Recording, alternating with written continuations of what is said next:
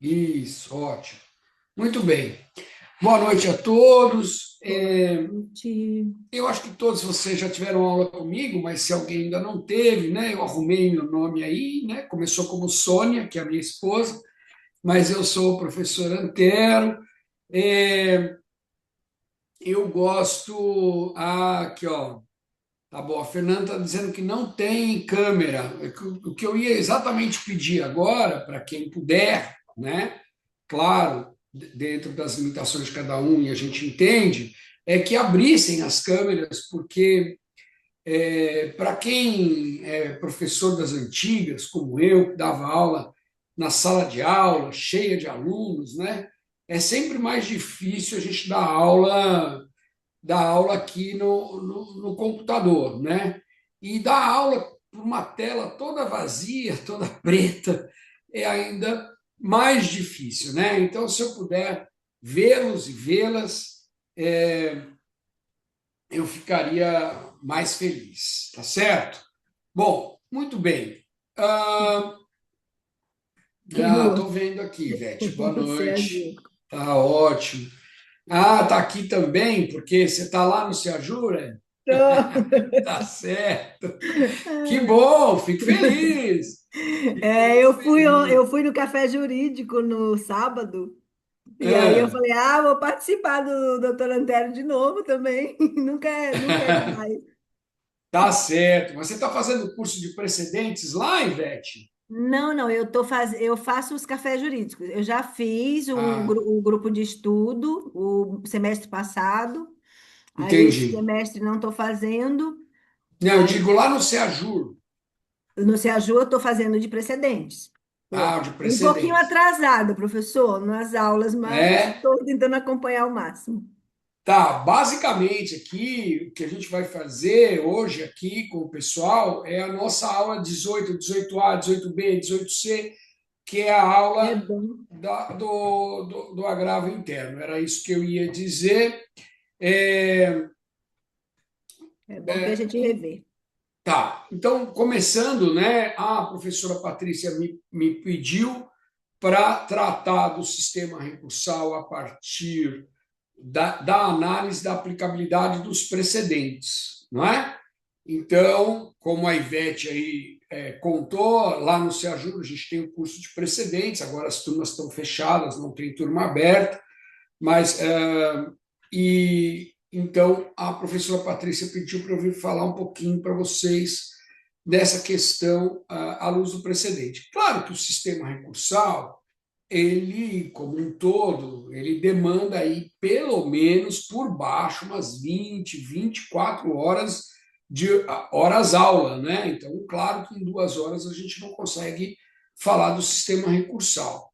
Mas eu, a pedido da professora Patrícia, eu vou focar na questão do agravo interno, não me furtando no final da aula de responder qualquer pergunta que vocês tenham a respeito, seja de recurso, seja de precedentes, tá certo, pessoal?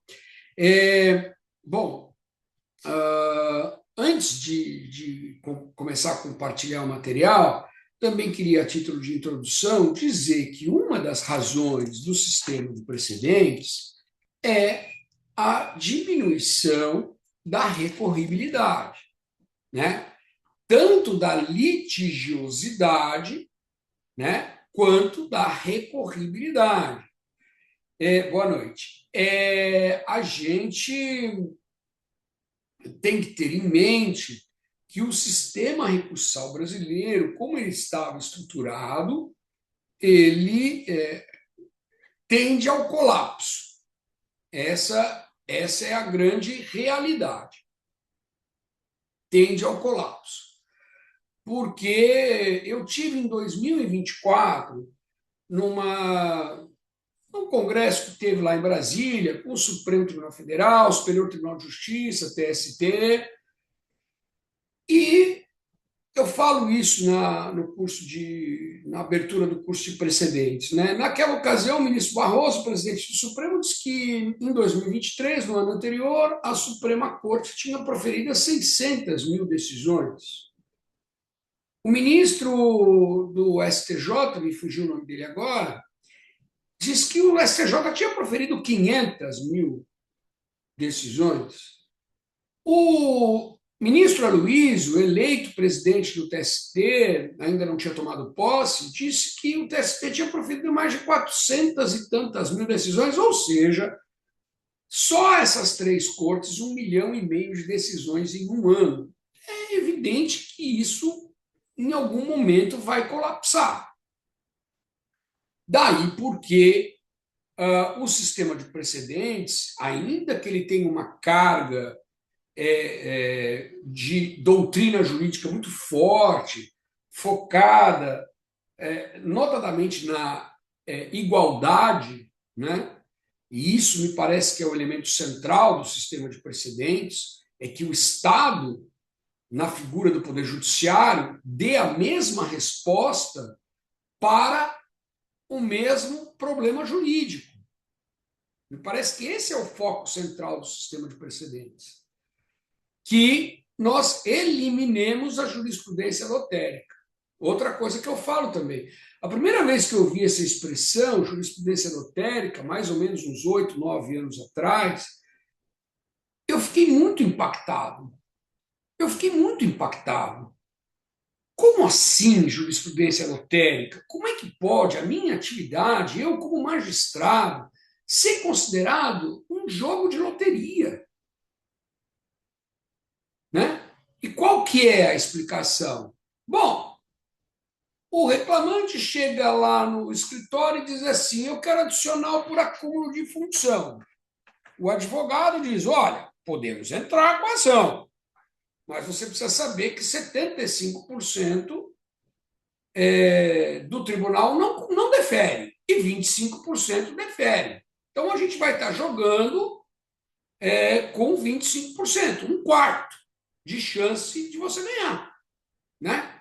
Ah, tá bom, eu jogo numa bet aí com uma possibilidade muito menor, né, de 25%. Eu aposto na Mega Sena com uma possibilidade muito menor que 25%. Por que não jogar com 25%? Então vamos jogar. Né?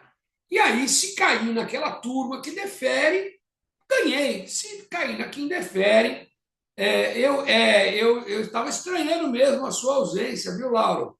E sabe que segunda-feira que vem nós estaremos no Sejusc lá da Zona Sul, né? Que é onde você atua, não é, Lauro? Professor, já faz uns 3 anos que eu quase não estou mais lá, eu estou na 14ª vara. Mas, quem sabe, né? Um dia a gente retorna. Ah, eu achei que você ainda estava no Sejusc. Desculpe, Lauro, Ainda não, desculpe. doutor. Não, mas a gente sai do Sejusc, mas o Sejusc não sai da gente. É verdade. Eu tive hoje no Sejusc de Santos, estaremos na Zona Sul na segunda-feira. Bom, Eu fiquei enfim, sabendo. desculpe, Lauro, eu achei que você estava lá ainda. Bom, vamos lá. Então, o que a gente está. Olha, até me deu uma desconcertada agora do que eu estava falando. Então, Perdão, não jurisprudência queria atrapalhar. lotérica, né? Jurisprudência Exatamente. lotérica. E aí você dá um. Né? E aí eu comecei a estudar o sistema de precedentes para valer, porque isso não pode ser algo aceitável, que exista uma jurisdição lotérica. Então, o fundamento central, não há dúvida nenhuma, é o tratamento isonômico. Casos iguais, soluções jurídicas iguais. Mas, sem dúvida, existe uma questão operacional aí, que é a redução dessa recorribilidade assustadora. Né? Os desembargadores aqui no TRT da segunda região, eu não sei se são todos da segunda região, eu vou falar muito da estrutura do TRT da segunda região, mas se tiver alguém que não for do TRT da segunda região, eu peço que depois investigue lá no regimento interno do seu tribunal. Mas nós recebemos, em média, 50, 60, 70 recursos por semana.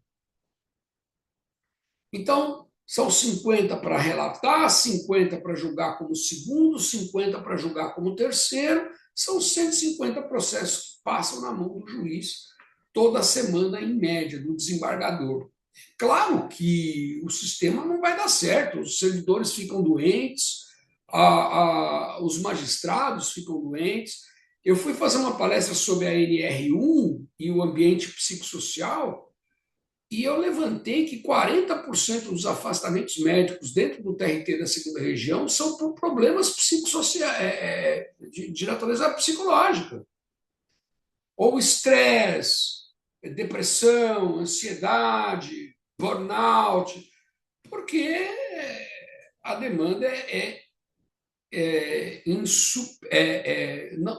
não é possível superar este obstáculo. Então, essa é a finalidade central. Posto isso, eu vou começar então a falar do agravo interno, que só o agravo interno do que eu preparei para falar aqui costuma demorar mais ou menos 1h30. Então, eu também não posso ficar me alongando muito, sem prejuízo, obviamente, da gente discutir qualquer outro assunto que seja pertinente ao tema. Vocês estão conseguindo ver o compartilhamento? Estão conseguindo? Bom, eu Sim. vou começar rapidamente falando de agravo interno, porque não é todo mundo. É, é verdade. Não é. Então, para quem não acompanha a gente lá no Instagram, né? Tá o Seajura aí. Todo dia a gente põe lá um vídeo, alguma coisa interessante, direito de trabalho, processo de trabalho. Lá no YouTube, toda semana tem um vídeo bacana, né? Sobre também direito de trabalho e processo de trabalho, né? Bom, vou fazer uma introdução rápida sobre o agravo interno geral, né? Agravo interno, e por que, gente, que eu vou fazer essa introdução? Ele não é um instrumento muito usual aqui no âmbito do regional. Quando a gente vai lá para o TST, aí ele tem uma aplicabilidade maior, porque lá no TST a gente tem mais decisões monocráticas de ministros. Aqui no TRT, os desembargadores, por tradição, eles não decidem monocraticamente, né? Mesmo quando agora eu estou fora da jurisdição, né, que eu estou na vice-presidência, mas mesmo quando eu estou na jurisdição, eu vejo um recurso ordinário intempestivo, por exemplo, em vez de monocraticamente dizer é intempestivo, eu faço o votinho, ponho na pauta, todo mundo julga que é intempestivo, e essa é uma tradição do TRT da segunda região, e por isso o agravo interno não era um recurso muito utilizado aqui. E nós temos aí o 1021, texto de lei 1021 do CPC, dizendo: contra a decisão proferida pelo relator, caberá agravo interno para o respectivo órgão colegiado. E aqui eu já digo, né? Se tiver alguém que não é do TRT da segunda região, tem que olhar lá no regimento interno do seu tribunal qual é o órgão colegiado que julga o agravo interno daquele relator, né? Então, aqui no TRT da segunda região, foi o Antero, enquanto desembargador da sexta turma, eu era da sexta turma antes de ir para a vice-presidência, então é para a sexta turma. Foi o Antero, mas enquanto desembargador da SDI 4, então para a SDI 4. Foi o Antero, enquanto desembargador do Pleno, então para o Pleno. O agravo interno é o recurso que ataca a decisão monocrática do relator com a finalidade de levar esta decisão para o colegiado. Tá certo? E, repito, como não é tradição no TRT da segunda região que nós façamos, né, decidimos de maneira monocrática, então o agravo interno é pouco usado. Mas essa é a finalidade geral, né? Na petição do agravo interno, o recorrente impugnará especificamente os fundamentos da decisão agravada. Ora, gente, vocês já estudaram isso. Princípio da dialeticidade, né? Infelizmente, uma coisa que o computador trouxe de ruim, embora tenha trazido muitas coisas boas, é o tal do copia e cola. muitas vezes o advogado pega uma peça que ele já fez no processo, uma réplica, por exemplo, ele copia aquilo, cola no recurso, e quando você vai cotejar o recurso com a decisão agravada, não bate. O fundamento do recurso não bate com o fundamento da decisão agravada.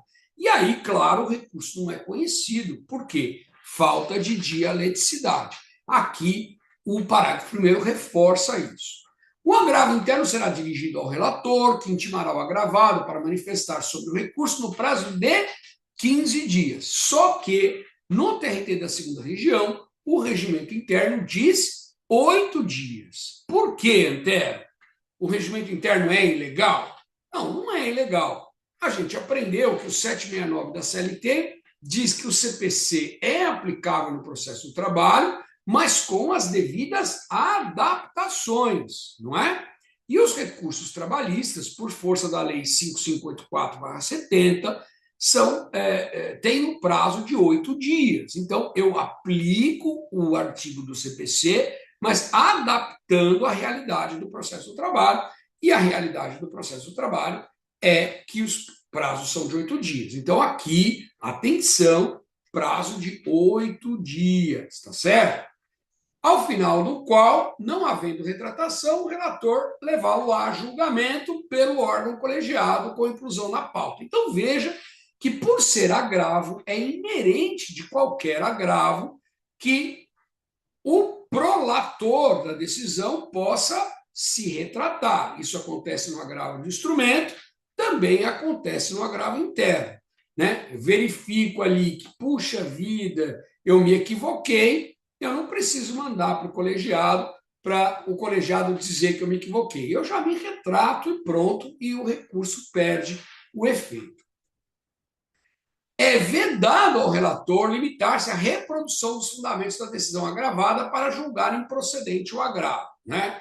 Tirando para mim, a tecnia de usar a expressão improcedente, porque, para mim, recurso não é nem procedente nem improcedente, né? Recurso é provido ou não provido, mas tirando esse detalhe, significa que, na mesma medida em que o advogado precisa escrever uma peça específica para atacar a decisão agravada, o relator, para manter a decisão, precisa também fazer uma decisão específica sobre o agravo, não podendo se limitar a copiar a decisão agravada e dizer mantenho, não é? Muito bem. Aí vem o parágrafo 4º e diz: quando o agravo interno for declarado manifestamente inadmissível ou improcedente, em votação unânime, o órgão colegiado, em decisão fundamentada, condenará o agravante a pagar ao agravado multa fixada entre 1% e 5% do valor da causa. Então, veja, assim como acontece com os embargos declaratórios, para o agravo interno existe multa específica, não é? Multa específica. E, então, eu não vou aplicar a regra geral da litigância de má-fé. A litigância de má-fé tem lá no 793-B da CLT, inciso 7, interpor recurso manifestamente protelatório. Essa é a regra geral. Só que quando o recurso for embargos declaratórios, tem regra específica para os embargos. Quando o recurso for agravo, tem regra específica por agravo. E vocês sabem que na colisão de duas normas, a norma específica prevalece sobre a norma geral. Tá certo? Muito bem. O que nós vamos chamar a atenção aqui para vocês? Num primeiro momento aqui, não é? O manifestamente inadmissível.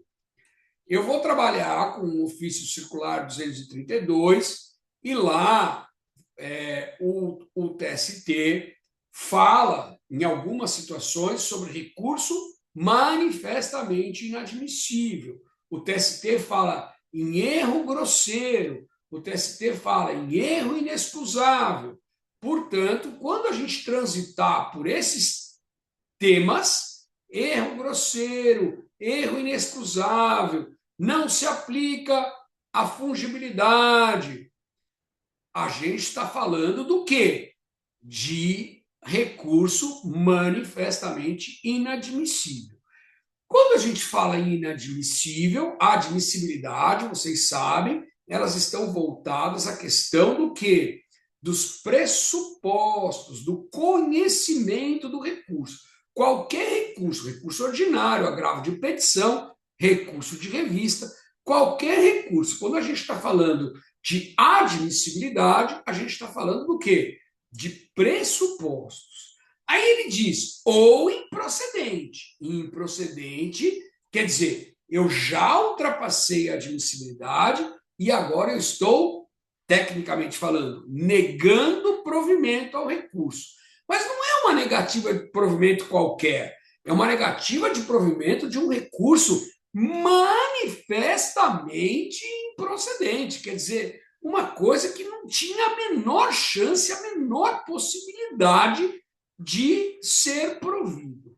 Aí, neste caso, e o Supremo já definiu que essa expressão manifestamente ela é aplicável não só ao inadmissível, mas também ao termo improcedente, o que, sob o ponto de vista gramatical e linguístico, não é correto, porque eu tenho um ou ali, e aquele ou ali exclui o manifestamente do que vem depois do ou.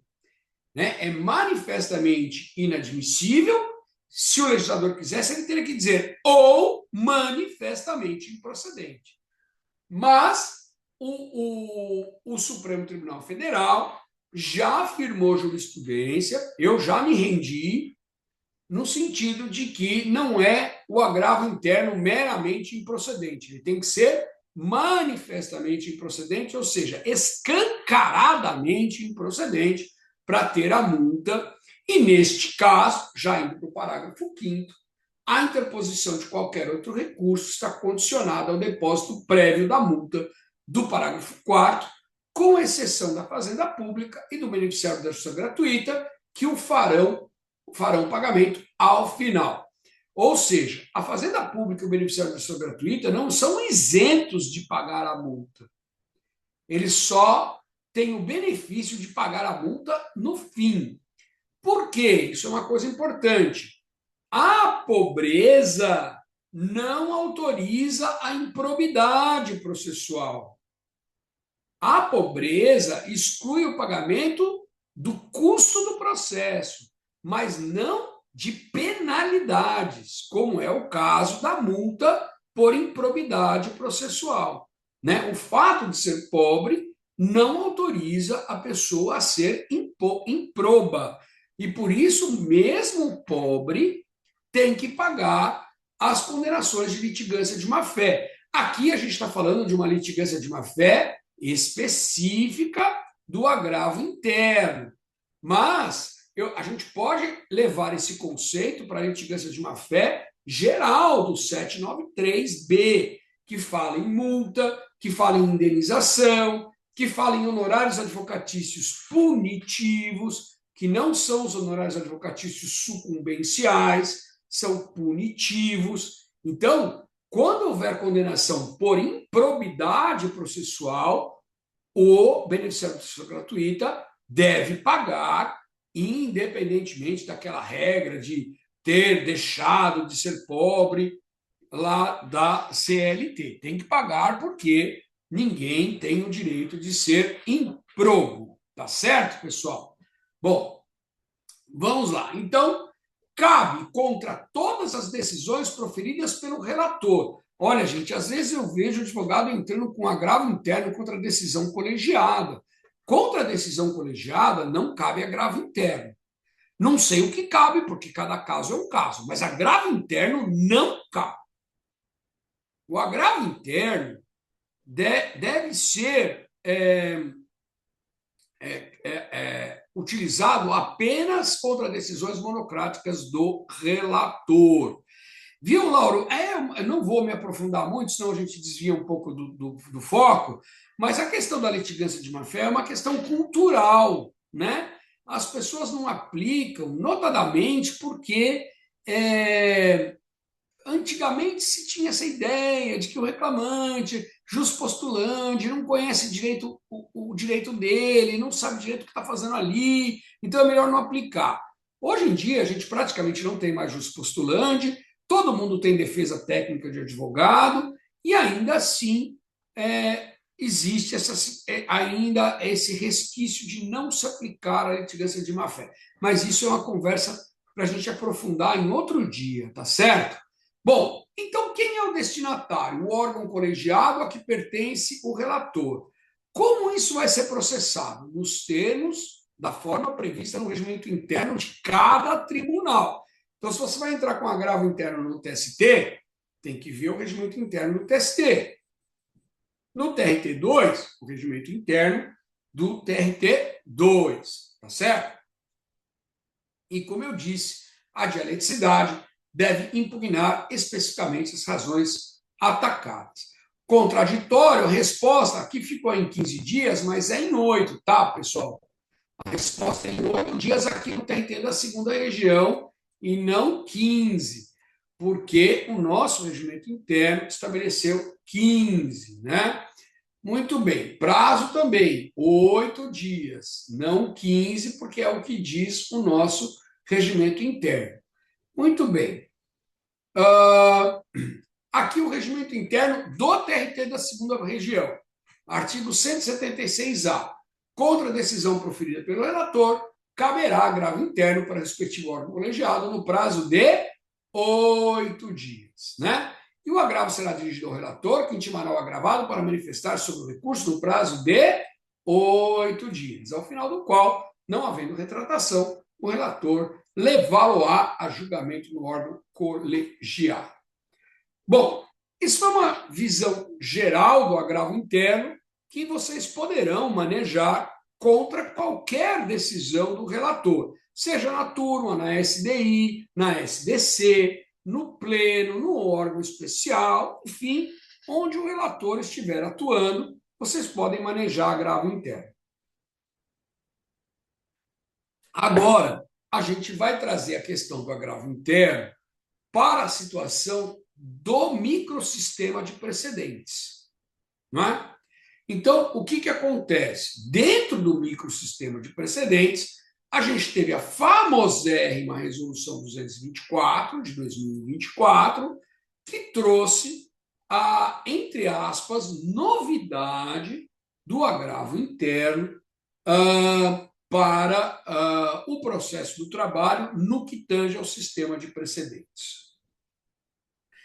E muita gente alegou que o Conselho Superior do Trabalho extrapolou a sua competência, ou seja, exerceu uma competência legislativa, quando, na Resolução 224, instituiu o agravo interno, porque o CSJT teria criado um recurso não previsto em lei, usurpando, assim, a competência do Poder Legislativo.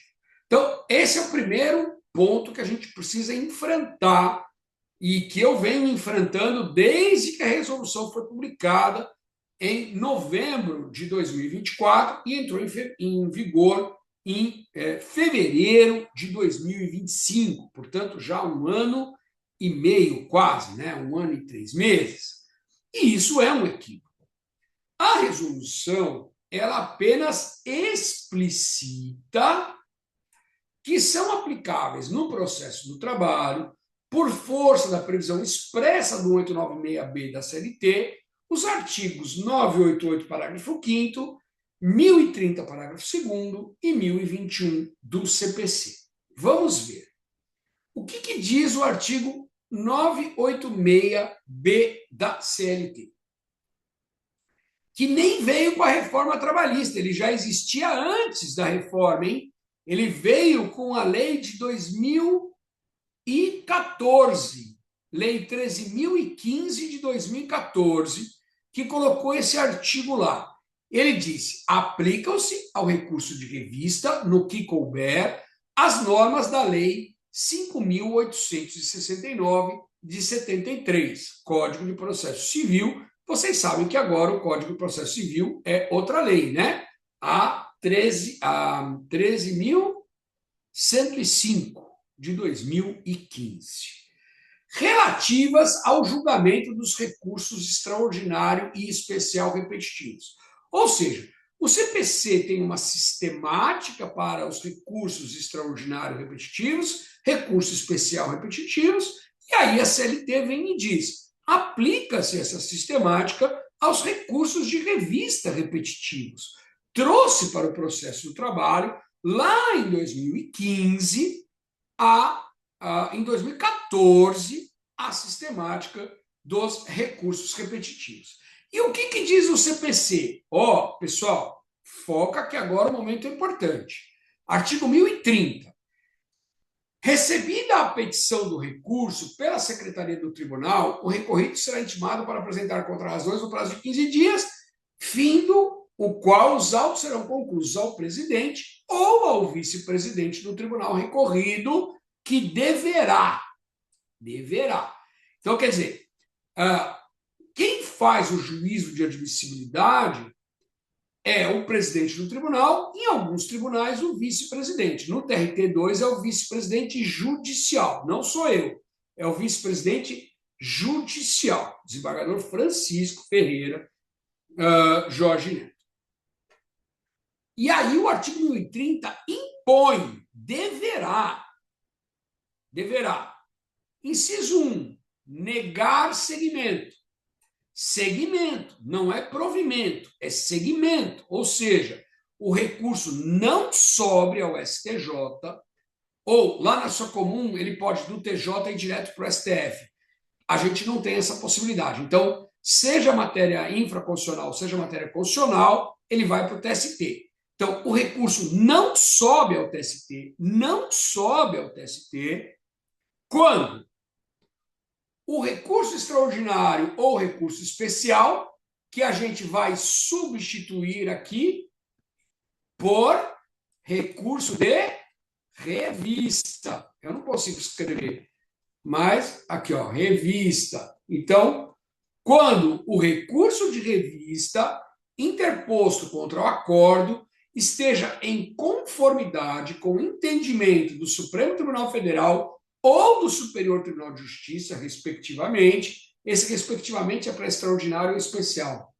Exarado no regime de julgamento de recursos repetitivos. Ou seja, se o recurso de revista interposto foi interposto contra um acordo que aplicou um entendimento exarado em recurso de revista repetitivo, o nosso VPJ, desembargador Francisco, tem obrigatoriamente que negar seguimento. Não vai subir. Tudo bem, pessoal? Então, não vai subir recurso de revista contra acórdão que aplicou entendimento exarado pelo regime de julgamento de recursos repetitivos. E aí vem o parágrafo 2º, olha atenção, da decisão proferida com fulgamento nos incisos 1. O que nos interessa aqui é 1. 1. Caberá agravo interno nos termos do artigo 1021. Portanto, é o CPC que diz que cabe agravo interno contra a decisão do presidente ou do vice-presidente que negar seguimento ao recurso de revista exarado contra acórdão que esteja em conformidade com o entendimento exarado no regime de IRR. Então, a Resolução 224 de 2024 não inventou nada, não criou nada. Ela só explicitou que, por força do artigo 896B da CLT, estes artigos são aplicáveis. Simples assim, né? Bom, como eu disse, uma das funções do sistema de precedentes faltou um acento aqui, reduzir a litigiosidade e a recorribilidade. Isso quer dizer que, para o correto funcionamento do sistema de precedentes, é preciso que, uma vez firmada a tese, o recurso de revista não suba mais. Assim, se a turma do Tribunal Regional julgou de acordo com a tese, o recurso de revista é trancado. Trancado significa nega seguimento. Se a turma, agora atenção, do regional julgou contra a tese, o VPJ, ao realizar a admissibilidade do recurso, deve determinar o retorno dos autos ao órgão fracionário, ou seja, à turma, para exercer o juízo de retratação. Então, a turma disse que é válido o pedido de demissão da empregada gestante, ainda que não homologado. O advogado dessa empregada vai entrar com recurso de revista. Isso vai chegar no VPJ. No nosso caso, o VPJ. Depende do tribunal, vai ser o presidente, ou tem tribunal que chama de primeiro vice, segundo vice. Acho que o segundo vice é que faz, enfim. No nosso caso, é o VPJ. E ele vai dizer, esse acórdão está contrário à tese 55, ao tema IRR número 55 do TST. Então, ao invés de processar o recurso de revista, ele devolve o processo para a turma e fala, turma, estou devolvendo para que vocês se retratem e apliquem o tema 55. Claro que se a turma não aplicar, aí ele processa o recurso de revista e manda para o TST, que o TST vai aplicar. Ele não tem, o VPJ não tem poder para obrigar a turma a aplicar. Só uma instância superior. Mas aí ele processa o recurso de revista e fala, olha, TST, eu dei a chance para a turma não quis se retratar, então veja aí o que você faz. Né? E aí, o que acontece? Evidentemente que o VPJ, o vice-presidente judicial, ele pode cometer um equívoco que é o fundamento de todos os recursos. Né? Se o juiz não pudesse errar, não tinha razão para existir recurso. Se existe recurso, o principal fundamento dos recursos é a possibilidade do juiz errar. Né? Então, se ele erra e denega processamento do recurso de revista sob o fundamento de que a tese foi corretamente aplicada pela turma e não foi, aí é que surge a possibilidade do agravo interno. Então, vamos com atenção lá na instrução normativa 40, artigo 1º-A, que foi inserido pela resolução 224 de 2024. Né? Natália, eu vou chegar lá na questão dos temas do precedente do STF, porque tinha uma orientação e mudou. Se até o final da exposição você não ficar esclarecida, você pode me perguntar de novo, que eu tento esclarecer, mas eu vou passar por essa situação. Então, o artigo 1º-A diz, cabe agravo interno da decisão que negar seguimento a recurso de revista interposto contra acórdão que esteja em conformidade com entendimento do Tribunal Superior do Trabalho, exarado no regime de julgamento de recursos repetitivos, que é o tal do IRR, de resolução de demandas repetitivas, que é o IRDR, ou de assunção de competência, que é o IAC. Ou seja, resumidamente, aos precedentes vinculantes, aos precedentes qualificados do TST. Veja, já adiantando aqui a resposta da pergunta, Tribunal Superior do Trabalho não fala de Supremo Tribunal Federal na IN. Tá certo? Bom, desse texto, nós vamos extrair alguns requisitos importantes.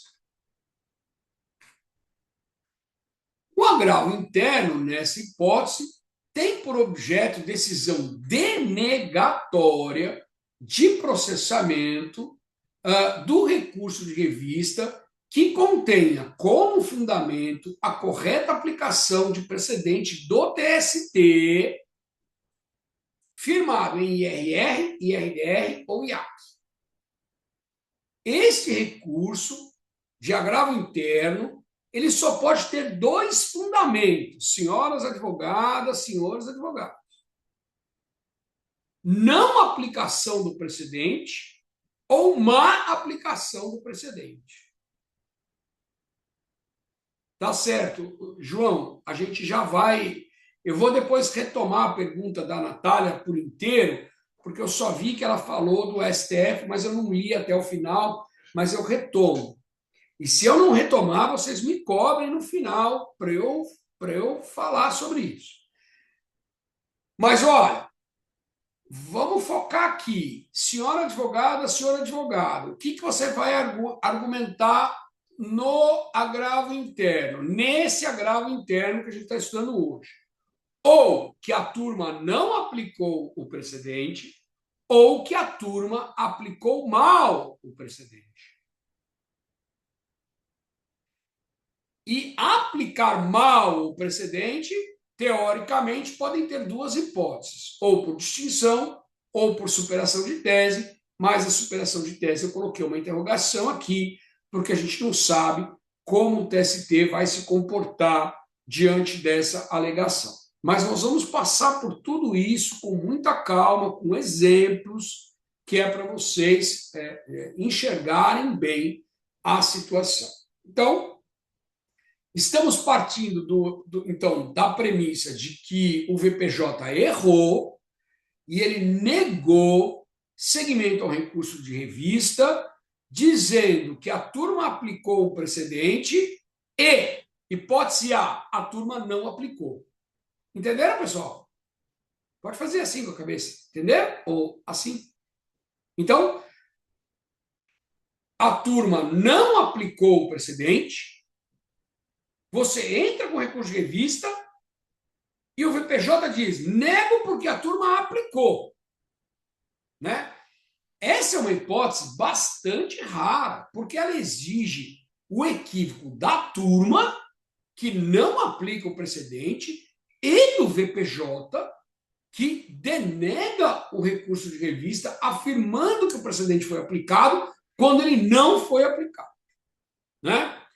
Mas pode acontecer. A primeira divergência que eu fiz de um acórdão do vice-presidente judicial no julgamento de um agravo interno era exatamente essa situação que vocês verão aqui.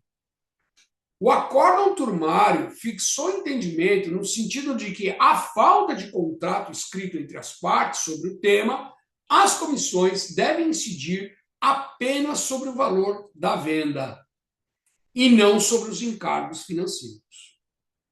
Então, o reclamante queria diferenças de comissão, porque ele fazia vendas a prazo, mas a empregadora pagava apenas sobre o valor da venda à vista e não pagava a diferença das comissões nas parcelas.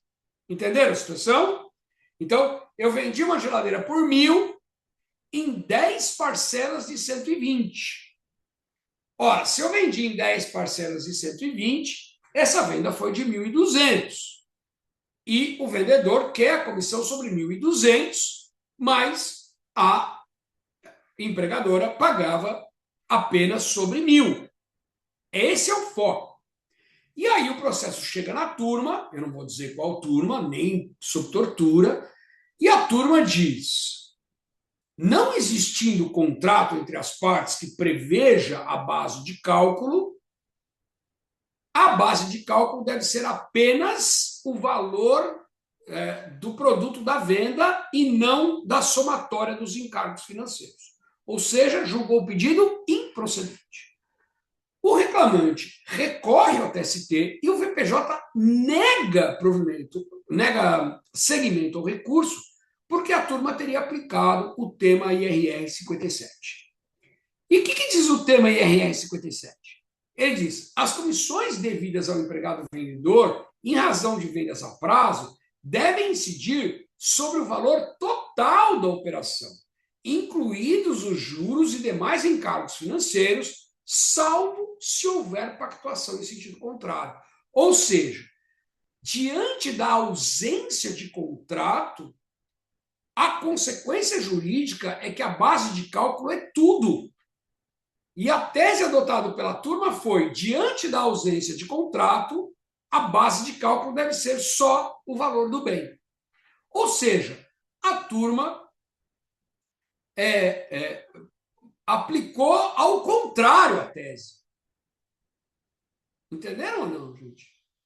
E aí o VPJ disse: não, aplicou corretamente, não vai subir o recurso de revista. Agravo interno. Né? E aí, nesse exemplo, então, a turma adotou tese diametralmente oposta àquela fixada pelo TST no IRR. Vale dizer, diante da ausência de contrato entre as partes, a conclusão deve ser pela incidência sobre a totalidade da venda. Então, não se exige contrato para que a comissão incida sobre a totalidade. O que se exige é contrato para que não incida sobre a totalidade. Então, o VPJ, nesse caso específico, ao analisar o recurso de revista, deveria, então, ter determinado o retorno dos autos à turma para exercer o juízo de retratação. Mas ele cometeu um equívoco, é normal, né? Ele recebe, gente, eu não sei nem o número, mas é assim, há centenas de recursos de revista, e aí é óbvio que ele pode equivocar, né? Se equivocar.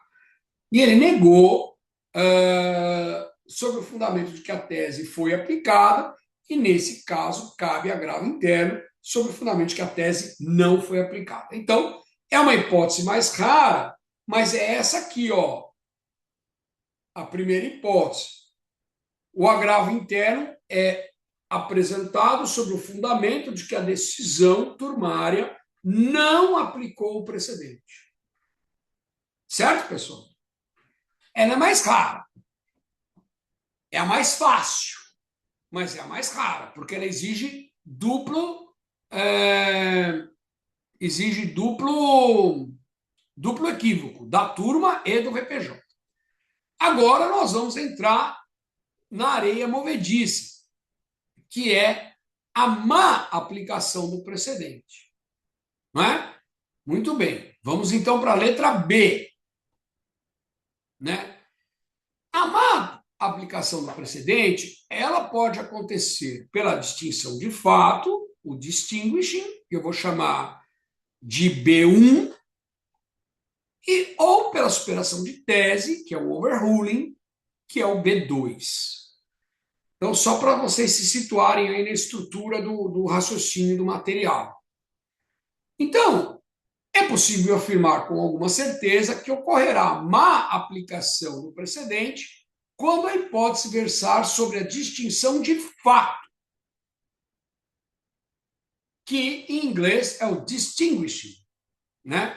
Eu costumo brincar que algumas pessoas, né, alguns brasileiros têm síndrome de gata borralheira, né? E aí ficam usando as expressões do common law, distinguishing, overruling, leading case, né? E nós temos expressões em português para isso, né? Causa piloto, distinção de fato, superação de tese, não é? Mas eu confesso que nos cursos eu tenho usado os dois, porque às vezes uma grande parte das alunas e dos alunos praticamente só ouvem a expressão em inglês, ratio decidendi. Então, se eu falar motivos determinantes, fundamentos determinantes, talvez o aluno ou a aluna não conecte, né? Mas se eu falar ratio decidendi, fala, tá, agora eu sei do que você está falando, né? Então, a gente vai usando os dois. Distinção de fato é uma situação em que, exatamente, moldura fática. A distinção de fato é a situação em que a moldura fática daquele caso que está sendo julgado é diferente da moldura fática do caso onde o precedente foi proferido. E a turma pode cometer este equívoco de duas maneiras.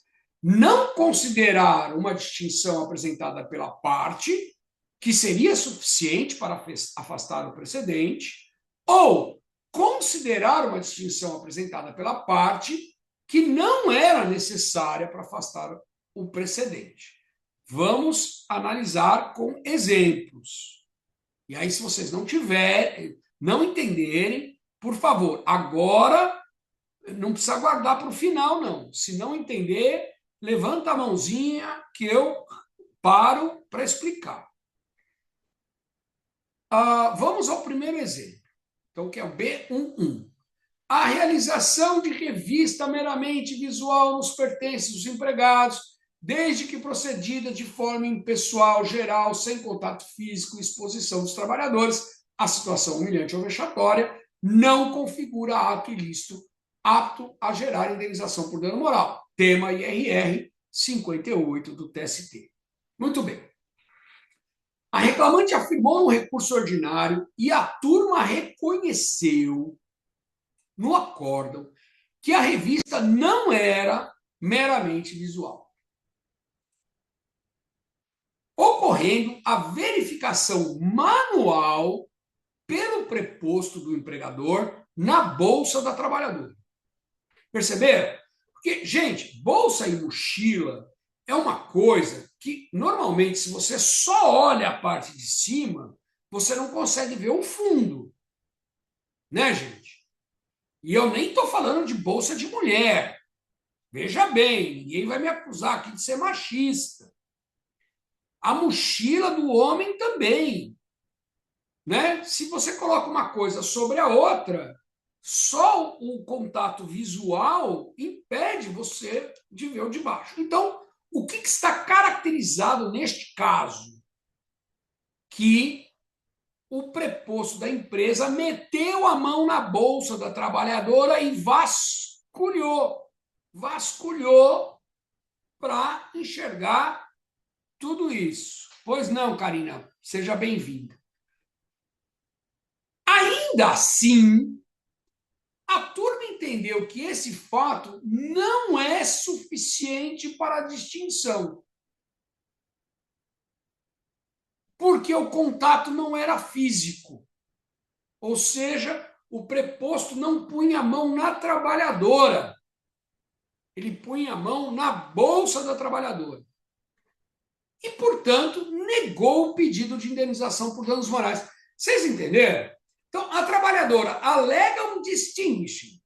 Ele diz, olha, no meu caso, não se aplica o tema IRR, porque o tema IRR fala em revista meramente visual. E no meu caso, havia contato físico do vigilante, do preposto, na minha bolsa. E o acórdão diz, de fato havia. Está provado que havia. Mas isso não é suficiente para fazer a distinção, porque o vigilante não passava a mão na trabalhadora, mas apenas nos seus pertences. Esse é o acórdão. E aí, a trabalhadora entra com recurso de revista e o VPJ, aqui a gente nem pode falar propriamente em erro, o VPJ nega seguimento ao recurso porque ele entende que o precedente foi corretamente aplicado, ou seja, que o fato alegado e provado e pré-questionado, eu não vou falar de pré-questionamento hoje, porque, né, senão a gente fica aqui todo o tempo falando de pré-questionamento, mas o fato está pré-questionado, mas ele não é suficiente para afastar o precedente, ele nega. E aí você não se conforma com a decisão do VPJ e vai levar isso para o colegiado, e o colegiado vai debater se aquele fato é ou não suficiente para afastar o precedente. Todo mundo entendeu a situação B11? A parte alega uma distinção, prova o que ela alegou, mas a turma entende que esse fato não é suficiente para distinção e o VPJ entende que esse fato não é suficiente para distinção. E aí você tem um último recurso, que é o agravo interno, para levar até, talvez até esteja errado aqui o nome, porque na terça-feira da semana passada foi criada a sessão especializada em agravo interno. Até terça-feira da semana passada, gente, era a SUR que julgava isso. Então, se no material, na hora que aparecer eu falo de novo, mas se no material aparecer SUR, vocês não me crucifiquem, porque isso mudou terça-feira da semana passada. Hoje nós temos uma sessão especializada no julgamento de agravos internos. Imagina, Mônica, bem-vinda.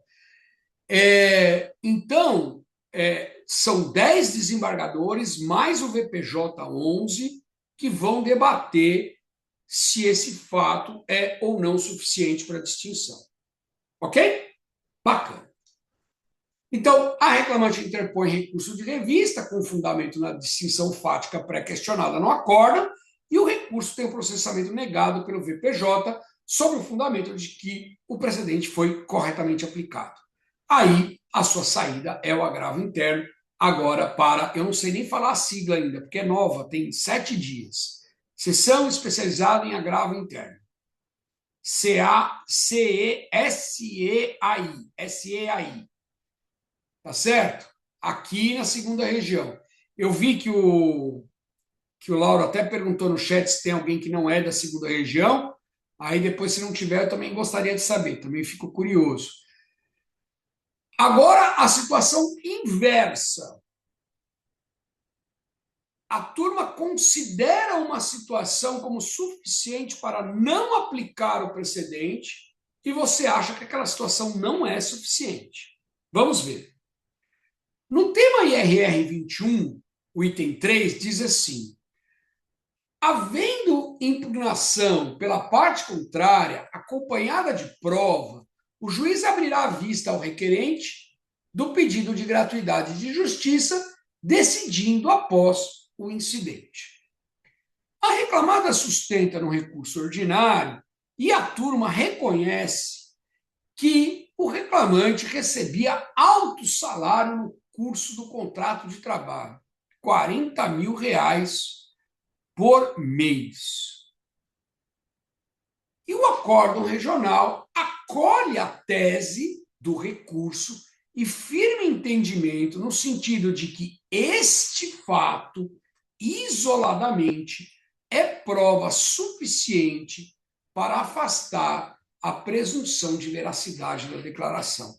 E, com isso, a turma nega o benefício da justiça gratuita, ou seja, dá provimento ao recurso da reclamada para modificar a sentença que tinha concedido a justiça gratuita. Todo mundo entendeu a situação?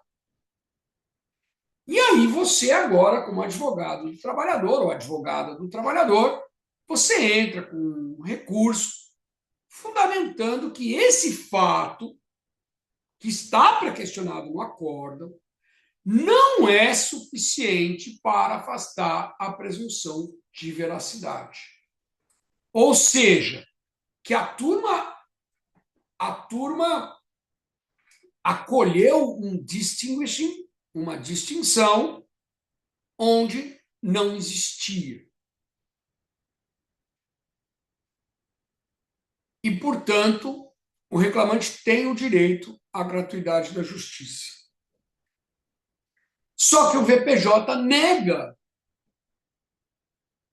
processamento ao seu recurso, não vai subir, porque a turma aplicou corretamente o precedente diante da distinção demonstrada. Então, vejam, aqui é o hipótese B1.2, né? E aqui B1.1. Então, B1 não considera uma distinção, que no caso era colocar a mão na bolsa da trabalhadora. B1.2 considera uma distinção, que era o fato de ter ganho R$ 40 mil por mês na vigência do contrato. Né? Então, esses casos serão os mais comuns, na minha opinião. As situações mais comuns de agravo interno. Quando a turma, a pretexto de aplicar o precedente, afasta o precedente por uma distinção ou aplica o precedente não obstante exista uma distinção. E aqui eu faço uma pausa e pergunto se alguém ficou com alguma dúvida em relação a essas hipóteses de cabimento, porque as hipóteses de cabimento, elas são o ponto central da nossa fala de hoje. Ninguém? Tranquilo? Todo mundo conseguiu entender a distinção que existia e que não existia? Bom, tá bom, eu fico muito feliz, na verdade. Eu Né? vou ter que ver a aula gravada, né, professor?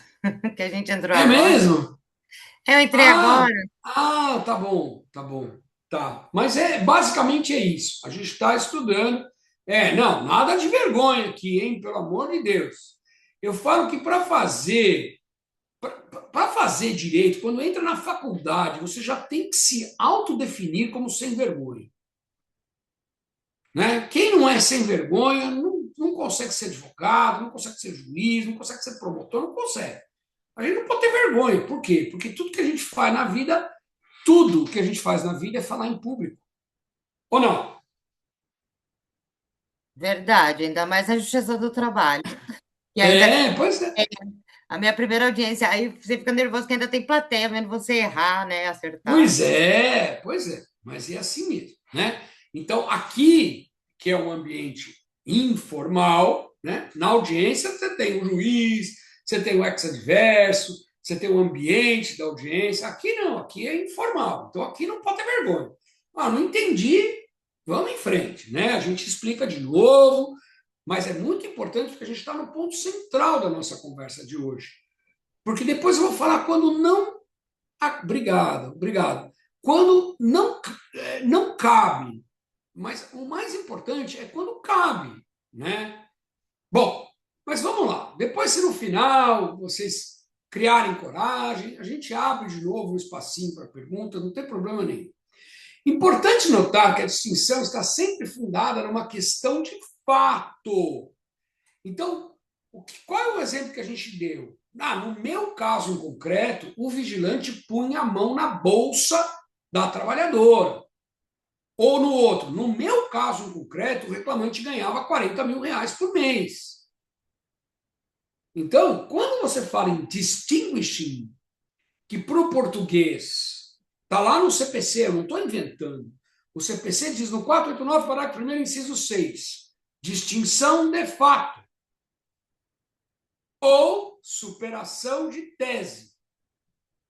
Está no CPC, 489, parágrafo 1º, inciso 6. Em inglês é distinguishing ou overruling, né? Over, superação, ruling, regramento. Overruling, superação do regramento. Mas a gente está ainda em distinguishing. Então, é sempre uma questão de fato.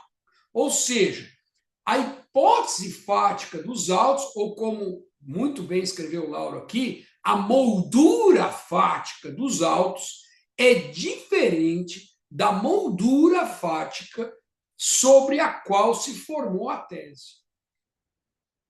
Por isso que lá no curso eu bato e insisto muito, a Ivete está aqui, não me deixa mentir sozinho, que a gente tem que estudar o caso, o processo onde foi firmada a tese. Né?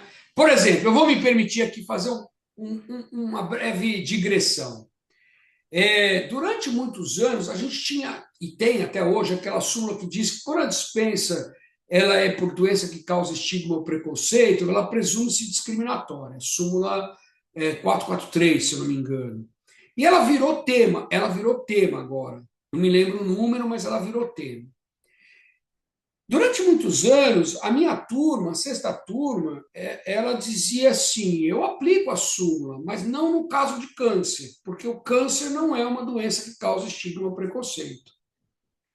E eu ficava vencido, eu dizia: poxa, como não? As pessoas mais antigas não conseguem nem falar a palavra câncer.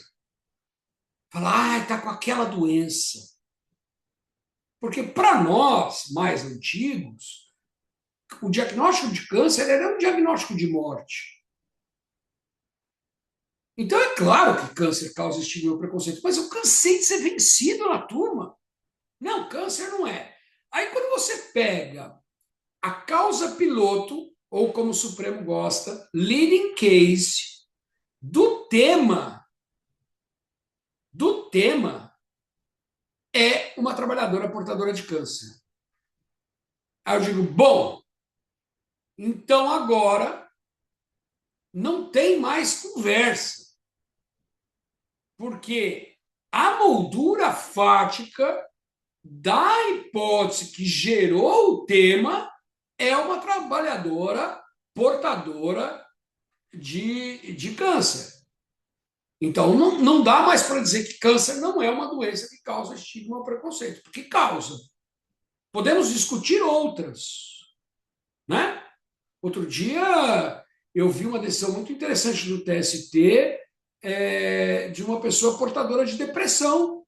E o TST reconheceu que a depressão se encaixava na moldura fática da causa piloto, porque depressão é uma doença que causa estigma ou preconceito, lá na decisão do TST. Então, um dos exemplos que eu poderia ter trazido aqui hoje para vocês, só para a gente voltar para a aula, ao invés de revista na bolsa ou alto salário, seria ter depressão, e se depressão é ou não é um distinguishing, né? Se causa ou não causa preconceito. Então, há espaço para o agravo interno neste caso. Então, embora estejamos ainda em sede de julgamento no TRT, não caberá ao colegiado, risca esse surpleno aí. Vocês já receberam o material, né? Risca aí. Agora sessão especializada em agravo interno. Tá? Entrou em vigor terça-feira da semana passada, gente. Não é que meu material está desatualizado, não. Terça-feira da semana passada foram implantadas a 19ª e a 20ª turma do TRT da 2ª Região. Tinha 18, agora tem 20. E foi criada a SEAI.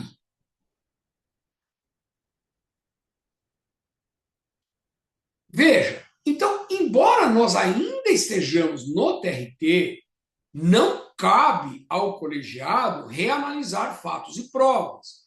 Por quê? Porque o objeto do agravo interno é o acerto ou desacerto da decisão do VPJ, ou seja, da admissibilidade ou inadmissibilidade do recurso de revista. E como vocês todos sabem, em sede de recurso de revista, não se reexamina fatos e provas.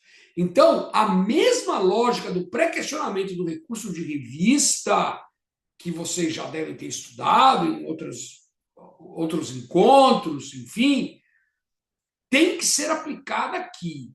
A distinção, o distinguishing, tem que estar pré-questionado na decisão da turma. E se a turma não pré-questionou, você deve interpor os embargos declaratórios nos termos da súmula 2971. Por quê? Eu vou repetir. Você não queria que o TST visse que tem um distinguishing?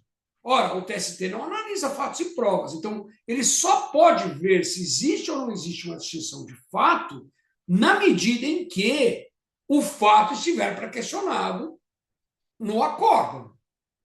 Tá certo, pessoal? Então, o trabalho é o mesmo, né? Não é uma situação fácil, porque nem para nós, desembargadores, olha que difícil. Nós, desembargadores da SUR, eu não sou da SEAI, então eu não vou mais julgar agravo interno. Mas eu sou da Surplena, que tinha competência da semana passada. E como a gente está acostumado na turma a ler depoimento pessoal, ver perícia, olhar documento, na turma a gente faz isso. Mas aqui não. Aqui a lógica é a mesma do TST, porque a gente está trabalhando em sede de recurso de natureza extraordinária. Bom, agora a gente vai para uma situação que é mais teórica do que prática, mas que é um espaço que eu acho que a advocacia tem que explorar com muita responsabilidade, não é? Sem nenhum tipo de assodamento ou sem ser leviano, mas é um caminho que pode ser explorado sim, que é trabalhar a ideia da má aplicação da tese por uma situação de overruling, ou seja, de superação da própria tese. Né? Claro que isso é uma questão mais tormentosa. Por quê? Se a parte, reclamante ou reclamado, interpôs recurso ordinário com fundamento em superação de tese, e a turma, reconhecendo a tese alegada, sustenta que ela não é suficiente para afastar a aplicação do precedente,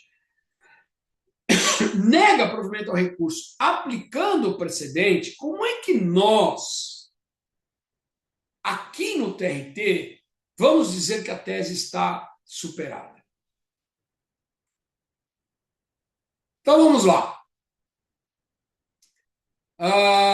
Então, a parte fez isso, o TST, ou TRT, a turma nega provimento, a parte interpõe recurso de revista, dizendo que a tese está superada, o VPJ nega seguimento ao recurso de revista, dizendo que o precedente foi corretamente aplicado. Né? Vamos dar um exemplo. Tema IRR 139. A recuperação judicial, diversamente do que ocorre na falência, não exime a empresa do pagamento das multas previstas no artigo 467 e 477, parágrafo 8º da CLT. O que esse tema 139 está dizendo? Que uma empresa de recuperação judicial tem que pagar as verbas rescisórias no prazo. Sim ou não, gente? Se não pagar no prazo, deve a multa do 477. Se chegar em audiência e não pagar, vai pagar também a multa do 467. No recurso ordinário, a empresa de recuperação judicial sustenta a indisponibilidade do pagamento das verbas rescisórias com fundamento no artigo 172 da Lei de Falências, que preceitua ser crime pagamento realizado após o deferimento da recuperação judicial. Então, o que o administrador diz? Ele diz, eu não paguei as verbas rescisórias porque a lei diz que se eu pagar as verbas rescisórias, depois de deferida a recuperação judicial, eu estou praticando um crime.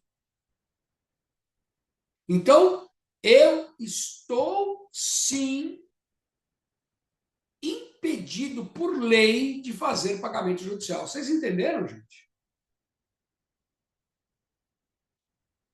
E ela diz no recurso ordinário que esse argumento não foi analisado no julgamento da causa piloto, no julgamento do leading case do tema IRR 139.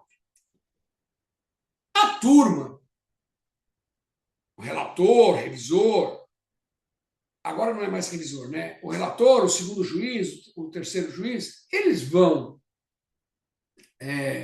no acórdão da causa piloto e eles reconhecem que esse tema não foi analisado pelo TST no julgamento da causa piloto. Entretanto, firme entendimento no sentido de que o pagamento das verbas rescisórias do empregado não é crime, à luz do citado dispositivo legal, e determine o pagamento das multas. Vocês entenderam? Então, assim, a turma diz, de fato, essa alegação não foi apreciada pelo TST E porque não foi apreciada pelo TST, eu aprecio agora. E digo, não é crime. Tinha que ter pago. Não pagou, vai pagar as multas. Aí o recurso de revista entra dizendo, olha, eu tenho uma superação de tese, eu tenho um argumento que sozinho, por si só, é capaz de mudar a tese, esqueci, 139. Eu preciso que esse recurso suba ao TST para que o TST analise sobre esse ponto de vista. E aí o VPJ diz, não, o precedente 139 foi corretamente aplicado, nega o processamento, não vai subir. Aí você entra com agravo interno. Aí poderia a seção especializada em agravo interno estabelecer num julgamento regional que a tese firmada está superada? E a minha resposta é não, eu não tenho competência para isso. Eu, Tribunal Regional do Trabalho da Segunda Região, não tenho competência para dizer que a tese do TST ou do Supremo está superada.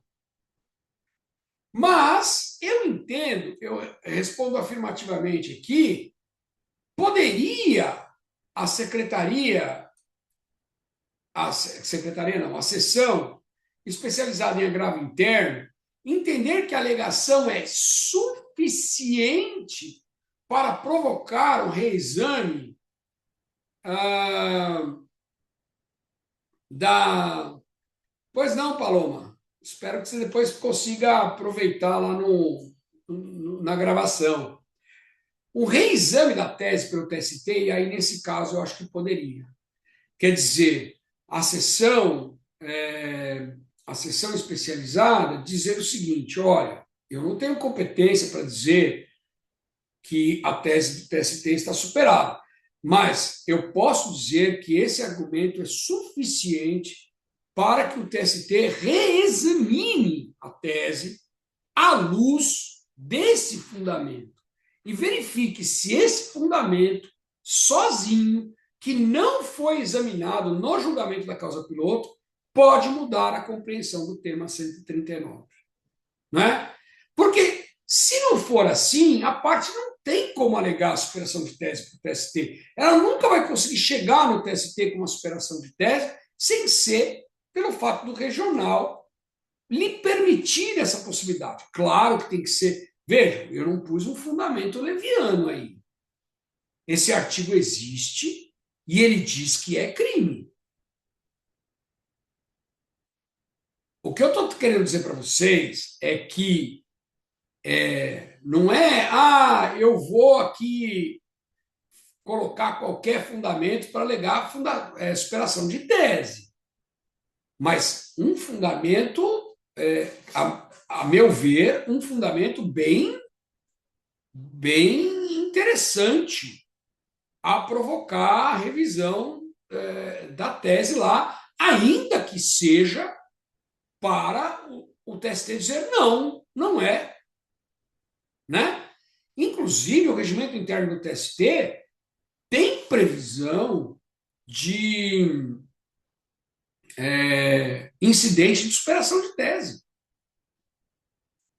E imagino eu numa situação dessa. Porque ele diz, tendendo a turma a aplicar tese contrária do precedente, tem que lavrar o acórdão, mas não proclamar o resultado.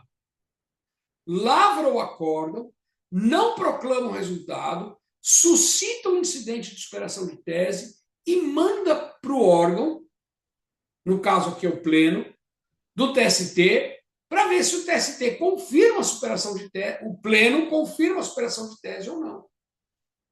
Ou seja, se existe essa previsão legal, é porque está chegando na turma um recurso com um fundamento capaz de convencer os ministros daquela turma de que a tese está superada. Sim ou não, gente? Então, tem espaço para advocacia, eu digo isso lá no curso que a gente tem de precedentes, eu sempre digo isso, os precedentes não acabam com a advocacia, eles mudam a maneira de advogar, não é? Mas eles não acabam com a advocacia. Então, existe espaço para a atuação do advogado na sustentação da superação do precedente. Bom, fazendo uma pequena pausa para saber se até aqui terminamos as hipóteses de cabimento do agravo interno, se até aqui nós teríamos alguma dúvida.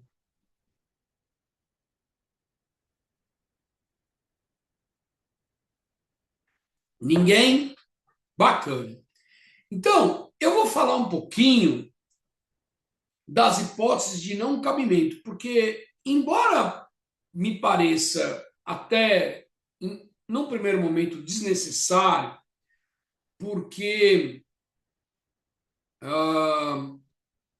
na medida em que a gente define as hipóteses de cabimento, qualquer outra situação que não sejam aquelas não cabe. Mas, ainda assim, eu relato isso aqui. A primeira sessão da surplena, nós tivemos 319 agravos internos. Faltou um S aqui. E isso trouxe uma realidade preocupante. Isso se renovou nas outras. Nós tivemos sessões de 400 agravos internos. Algo em torno de 85% dos recursos não tratavam das situações aqui previstas. E sim de outras hipóteses, como, por exemplo, a decisão denegatória do recurso de revista, que entendeu não estarem presentes os requisitos do parágrafo 1º-A do 896. Vocês já estudaram o recurso de revista, sabem, tem que transcrever a tese, tem que cotejar a tese com a divergência ou com o dispositivo legal. Então, quando o VPJ nega o seu recurso de revista porque ele está em desacordo com o parágrafo 1º-A do 896, não cabe agravo interno, cabe agravo de instrumento. Porque ele não está falando de precedente qualificado. Ele está falando de outro requisito. Sim ou não, gente? Esse é muito comum. A maioria dos recursos de revista tem processamento negado. Por isso aqui, o VPJ entendeu incabível o reexame de fatos e provas à luz da súmula 126 do TST. Porque, infelizmente, eu já tive a oportunidade aqui no IC Toledo de falar sobre recurso de revista. Não sei se para esse grupo especificamente, eu confesso que eu não consigo memorizar, enfim, todos os grupos, eu só sei que o Lauro está sempre presente, né, Lauro? Mas eu já tive a oportunidade de falar sobre recurso de revista. E, infelizmente, um dos maiores problemas da advocacia em geral é não entender bem, foram outros grupos, né, Lauro? Verdade, de entender bem essa questão do pré-questionamento, do recurso de revista, da finalidade do recurso de revista, e acaba gerando aí alguma dificuldade e acabam pedindo ao TST que reveja fatos e provas. Se o VPJ indeferiu o seu recurso, sim, por esse motivo, e você acha que ele errou, é agravo de instrumento, não é agravo interno, né? Ou reputou não violada a Constituição Federal nos casos de agravo de petição, porque vocês sabem que quando o TRT julga agravo de petição, julga em execução, só cabe recurso de revista de matéria constitucional. Se o VPJ disse aqui não tem matéria constitucional, seu recurso de revista não vai subir, mas vai subir por outro motivo, que não é o motivo da não é o motivo que a gente está estudando, que é a aplicação de precedente qualificado, ou entendeu que a decisão da turma está de acordo com a atual interativa e notória jurisprudência do TST, nos termos da súmula 333, ou seja, jurisprudência persuasiva e não vinculante. Nestes casos, a hipótese, eu tenho defendido, vinha defendendo lá na SUR, era de recurso manifestamente inadmissível a atrair aquela hipótese da súmula 1020, do artigo 1021, parágrafo 4º, que a gente viu no primeiro slide. Quando o agravo interno for manifestamente inadmissível, multa de 1 a 5% do valor da causa. Me parece que esses casos são disso. Mas eu encontrei coisas ainda piores. Como, por exemplo, a parte fundamentar a inconstitucionalidade da resolução 224, ou, pior ainda, mais grave ainda, fundamentar que a tese do IRR aplicada pela turma viola a lei ou viola a Constituição. Ou seja, reconhece que a turma aplicou a tese, mas defende o erro da própria tese. Isso, gente, é absolutamente impossível. Por quê? Se nós admitirmos um recurso contra uma decisão que aplica um precedente vinculante, porque o precedente está errado, a finalidade do precedente vinculante, que é pacificar a questão, nunca vai ser atingida. Por quê? Porque os recursos vão continuar subindo para que o TST diga, não, está certo sim, está certo sim. Então, a menos que você traga um fundamento novo, que é o overruling, ou uma distinção de fato, não dá para discutir mais o mérito da tese. Tá certo? Certo ou errado. Se vocês me perguntarem, você acha que o pedido de demissão da gestante tem que ser homologado? Eu vou falar não. O TST aplicou o artigo 500 da CLT, que é um artigo para o estável decenal, ele aplicou para a gestante. Isso está errado? Está errado. Eu falo aqui, na academia. Mas julgando o processo, está certo. Eu não posso não aplicar o precedente. Nem eu, magistrado, nem vocês, advogadas e advogados. Não é? Aliás, quando eu falo de litigância abusiva, que algumas pessoas falam predatória, eu não gosto dessa expressão predatória, mas enfim, um dos exemplos que eu dou é esse. A parte que se recusa literalmente a aplicabilidade do precedente pode ser enquadrada como litigância abusiva. Né? Bom, então, nesses casos mais graves, eu reputo até que a hipótese é do 783B, que é deduzir pretensão contra texto expresso de lei. Porque o artigo 927 do CPC obriga o tribunal a aplicar o precedente.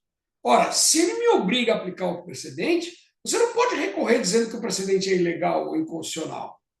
Porque eu sou obrigado a aplicar. Então, você está deduzindo contra texto expresso de lei, ou ainda por proceder de modo temerário, por interpor recurso manifestamente protelatório, porque a SUR, agora SEAI, não tem competência para decidir sobre o acerto ou desacerto da tese jurídica firmada. Tá certo, pessoal? Eu vou dar uma aceleradinha para dar tempo de falar da novidade que saiu agora em abril. E, portanto, viu, Ivete? Até no curso, nós vamos ter uma live na terça-feira, na próxima live, que eu vou falar isso lá para o pessoal do curso, porque no curso foi gravado antes, saiu em abril, mudou agora, né? Eu quero falar disso com vocês. Então, Professor, oi. Oi, Natália. Olha, desculpa. E sobre os temas do STF? Ainda vou chegar lá, vou chegar. Não, não. Se eu terminar a nossa conversa sem te falar disso, você pode me chamar aqui, que eu fico aqui o tempo que for necessário para falar. Mas é exatamente isso que eu vou falar. Bom, o parágrafo terceiro, ele diz: caso o agravo interno seja provido, dar-se-á seguimento na forma da lei ao recurso de revista quanto ao capítulo objeto da insurgência. Vale dizer, eu posso, se provido, porque não aplicou o precedente, a seção especializada em agravo interno determinará o reenvio dos autos à turma para retratação. Se aplicou mal, determina o processamento do recurso de revista para o TST. Agora, na hipótese, isso aqui que assusta muita gente, do agravo interno ser desprovido, nenhum recurso caberá dessa decisão regional. Então, você entrou com agravo interno, negou provimento ao agravo interno, não cabe nenhum outro recurso. Salvo embargos declaratórios, porque embargos declaratórios cabe de qualquer decisão.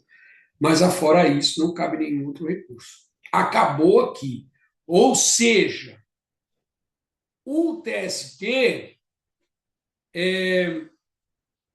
está delegando para o Tribunal Regional do Trabalho a palavra final sobre a correta aplicação de um precedente. Olha como isso é importante. O que o TST está dizendo aqui é que a palavra final sobre a correta aplicação de um precedente do TST é o TRT que diz. Se ele falar está correto, não cabe mais recurso.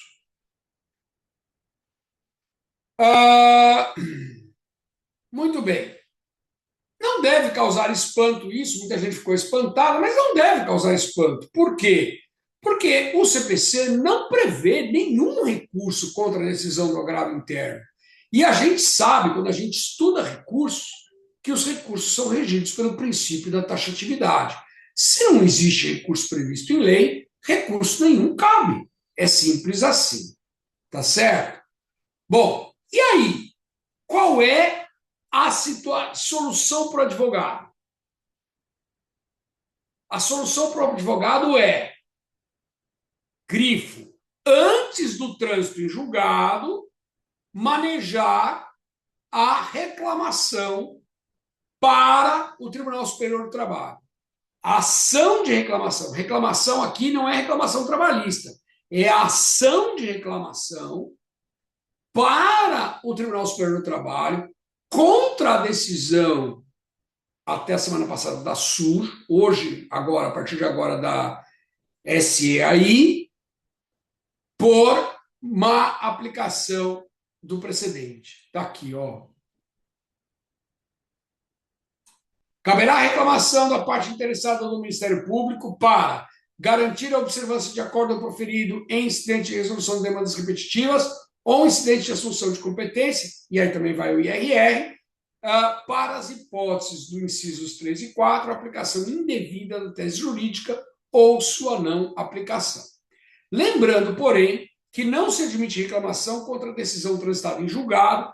Por isso, se a decisão foi proferida, você tem que entrar com a reclamação no prazo de 5 dias, que é o prazo dos embargos declaratórios, ou entrar com embargos declaratórios e, no processamento dos embargos declaratórios, entrar com a reclamação. Tá certo? Ou antes de esgotadas as instâncias ordinárias. Tá certo? Muito bem. Aí, eu já falei isso, mas eu vou repetir. Agravo interno provido. Se é para reconhecer que existe distinção ou que existe hipótese de superação, o recurso de revista deve ser processado. Se o provimento do agravo interno se dá por reconhecer a não aplicação do precedente, pura e simplesmente, que é a hipótese A, que a gente viu lá atrás, então me parece que a reforma da decisão, me parece não, a reforma da decisão deve ser para que os autos voltem à turma para o exercício do juízo de retratação. Certo? Agora a gente vai falar um pouquinho, e eu já começo a correr, porque eu quero chegar na questão do Supremo,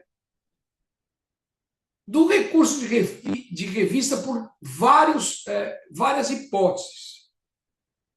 Se o recurso de revista é negado no capítulo A, porque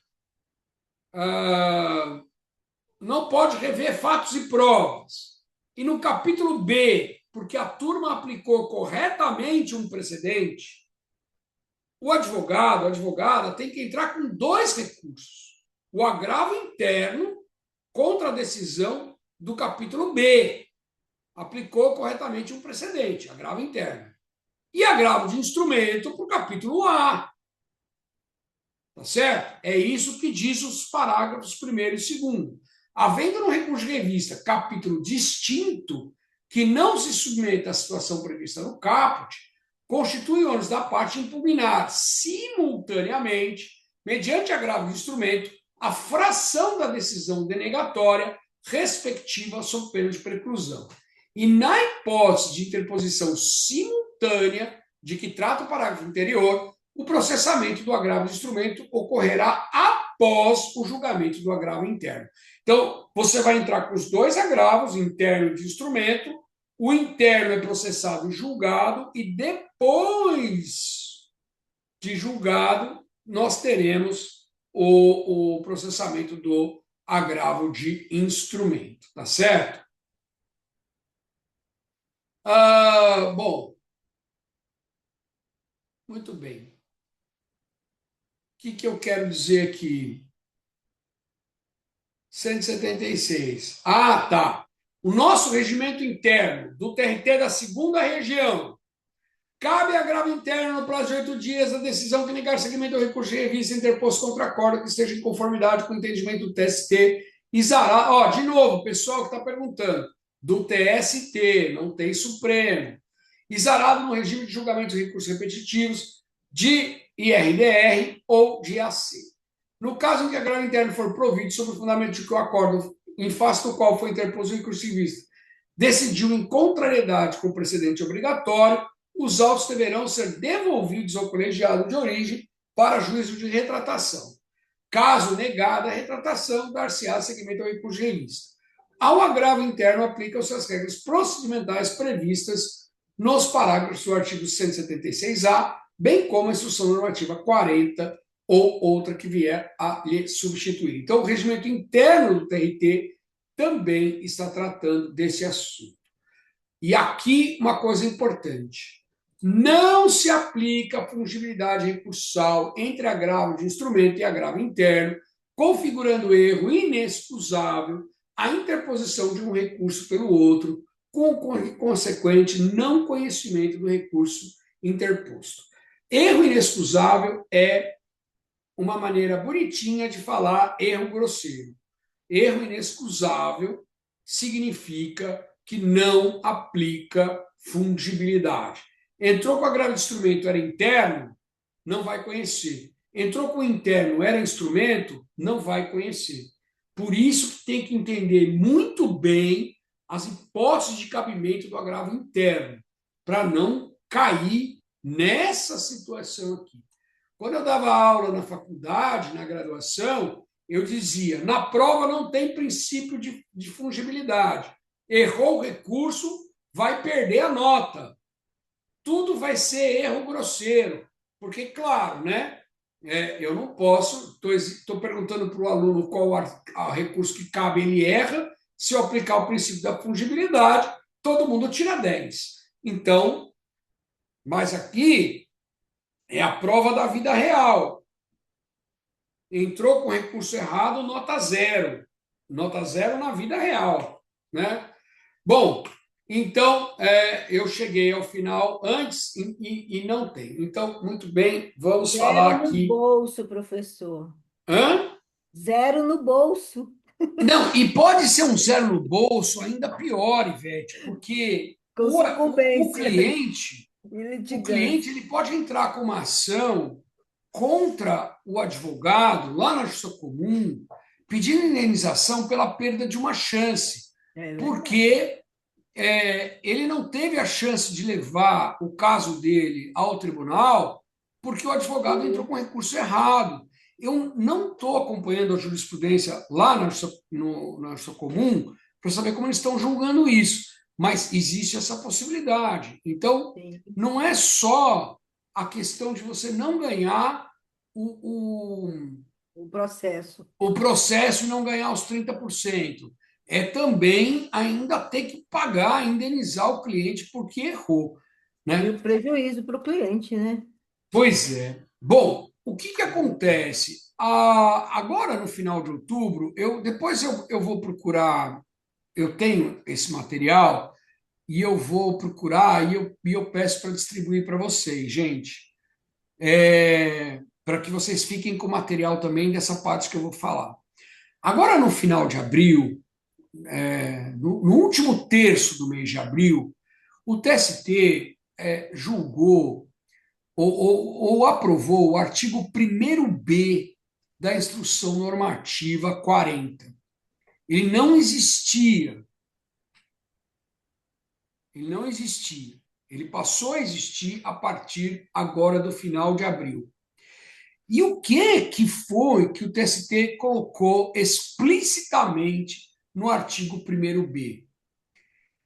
Que se a negativa de provimento do recurso de revista, de provimento não, de processamento, de seguimento do recurso de revista, for pela correta aplicação de precedente do Supremo Tribunal Federal, então o recurso não é agravo interno, o recurso é agravo de instrumento.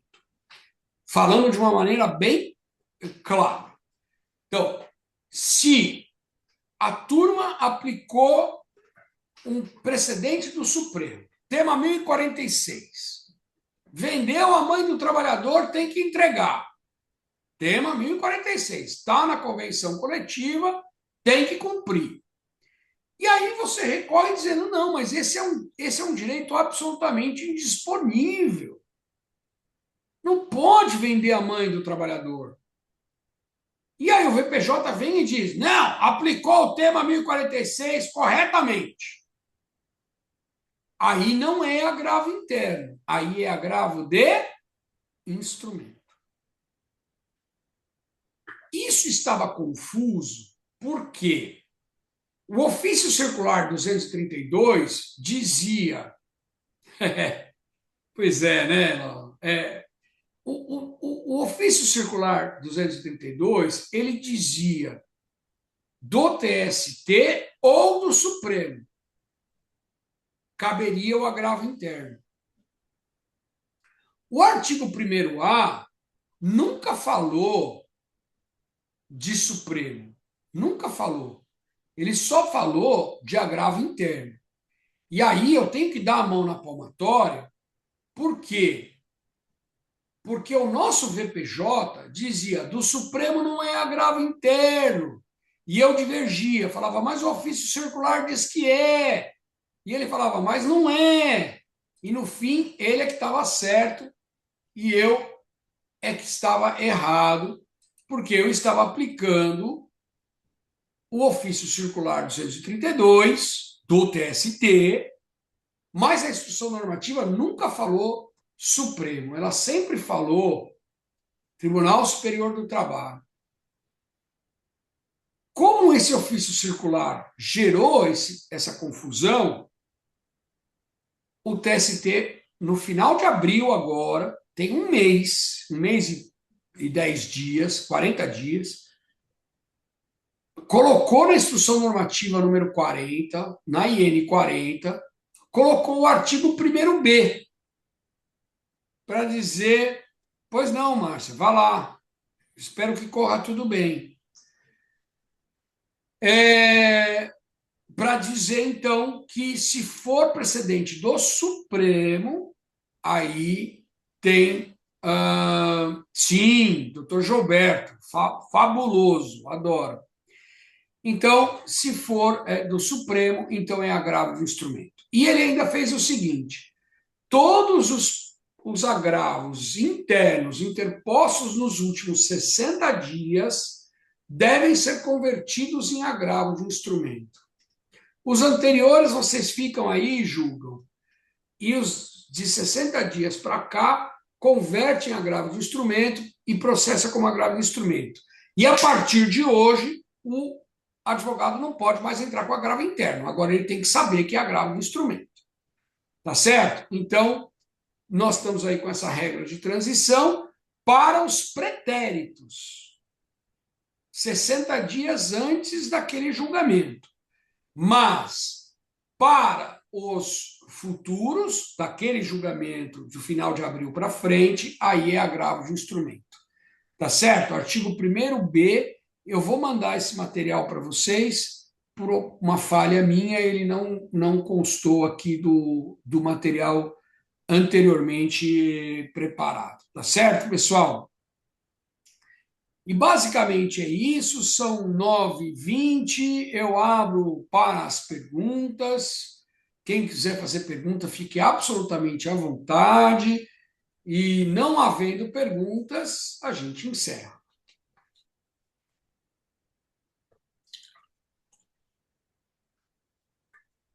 E a negativa de processamento do serviço por aplicação é inadequada. Ivete, o seu microfone está aberto, só para você saber. Você não falou nada demais, mas de repente poderia ter falado, né? Se a gente tem que tomar cuidado com esse microfone, que é uma coisa. Pessoal, eu fico muito feliz de vir aqui no IC Toledo, sempre que eu tenho oportunidade. Agradeço bastante que vocês tenham ficado aqui até o final, quem pôde ficar. E espero encontrá-los todos numa próxima oportunidade, tá bom? Um grande abraço a todos e até a próxima. Oi, levantou a mão, Laura? Obrigada, professor. Eu Não, levantei, porque já que ninguém, eu deixei as mulheres perguntar, ninguém É. perguntou, eu vou fazer uma questão Então de 2 vai, vamos minutos. lá, Não Laura. pergunto. Pode perguntar, pode perguntar. Então, relativamente a essa questão do Supremo, assim, por que que o professor acha realmente que o TST resolveu seguir a corrente do desembargador Francisco Ferreira, e que já falava desde antes, né? Olha, contra o precedente que há do Supremo, não pode ser agravo interno, tem que ser agravo de instrumento. Seria para o próprio TST ter a chance de rever aquele tema? Exatamente. O que acontece, bem sucintamente, é o seguinte, Lauro: o Supremo só aceita a reclamação quando esgotadas as instâncias ordinárias. Mas para o Supremo, o TST é instância ordinária. O Supremo considera o TST instância ordinária. Então, se não esgotou o TST, não cabe reclamação para o Supremo. E aí o que acontece? O TST, impedindo o processo de chegar ao TST, ele impede o esgotamento da instância ordinária e, por via de consequência, ele impede a reclamação. Então, alguém deve ter chamado a atenção lá no TST que a regra da justiça comum, do CPC, não podia ser aplicada, porque no CPC o processo vai do TJ ou do Tribunal Regional Federal direto para o Supremo. Por isso que lá fala do especial ou extraordinário. E o nosso não tem essa possibilidade, porque ele sempre vai para o TST, então a matéria de constitucional tinha que ser no TST. Eu acho que foi isso que aconteceu. Eu não assisti a sessão. Às vezes, quando eu tenho... Fica uma dica aí para vocês. Quando eu tenho alguma dúvida sobre uma decisão, principalmente administrativa, né? Instrução normativa é uma decisão administrativa. Eu assisto a sessão, está lá no YouTube, eu assisto o debate dos ministros, que eu consigo entender melhor essas motivações. mas eu confesso que eu não assisti, mas tenho quase certeza que é isso, que precisa esgotar lá. Tá bom? Obrigado, professor. Combinado, pessoal? Então, um grande abraço a todos vocês e até a próxima oportunidade.